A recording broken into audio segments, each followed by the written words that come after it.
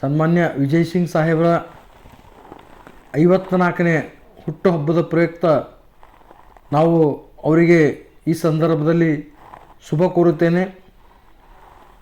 ಅವರೊಬ್ಬ ಮಾಜಿ ದಿವಂಗತ ಧರ್ಮಸಿಂಗ್ ಅವರ ಸುಪುತ್ರನಿದ್ದು ಇಡೀ ರಾಜ್ಯದಾದ್ಯಂತ ತನ್ನದೇ ಛಾಪನ್ನು ಮೂಡಿಸಿದಂತಹ ವ್ಯಕ್ತಿ ಇವತ್ತು ಬಸವ ಕಲ್ಯಾಣಕ್ಕೆ ಇಂಥ ಒಬ್ಬ ಧುರಿನ ರಾಜಕಾರಣಿ ಸಿಕ್ಕಿದ್ದು ನಮ್ಮ ಬಸವ ಕಲ್ಯಾಣ ಜನರ ಸೌಭಾಗ್ಯ ಅಂಥೇಳಿ ಈ ಸಂದರ್ಭದಲ್ಲಿ ಭಾವಿಸುತ್ತೇನೆ. ಅವರ ಈ ಒಂದು ಜನ್ಮದಿನ ಸುಖವಾಗಿರಲಿ ಅವರ ಬಾಳು, ಸುಖವಾಗಿರಲಿ ಅವರ ಜೀವನ, ಸುಖಮಯವಾಗಿರಲಿ. ವಿಜಯ್ ಸಿಂಗ್ ಸಾಹೇಬರ ಒಂದು ಉಜ್ವಲ ಭವಿಷ್ಯ, ಮುಂದಿನ ದಿನಗಳಲ್ಲಿ ಅವರು ಬಸವ ಕಲ್ಯಾಣದ ಒಂದು ಶಾಸಕರಾಗಬೇಕನ್ನುವಂಥ ನಮ್ಮ ಎಲ್ಲ ಅಭಿಮಾನಿಗಳ ಅಭಿಲಾಷೆ ಇದೆ.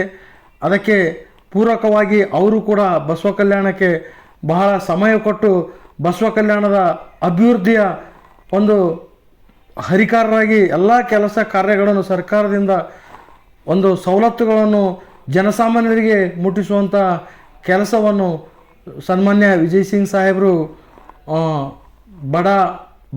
ಬಡ ಬಲ್ಲಿಗ ಎಲ್ಲ ಜನರ ಕೆಲಸವನ್ನು ಒಳ್ಳೆಯ ಅಚ್ಚುಕಟ್ಟಾಗಿ ಮಾಡಿಕೊಂಡು ಬರ್ತಾ ಇದ್ದಾರೆ. ಅವರಿಗೆ ಈ ಒಂದು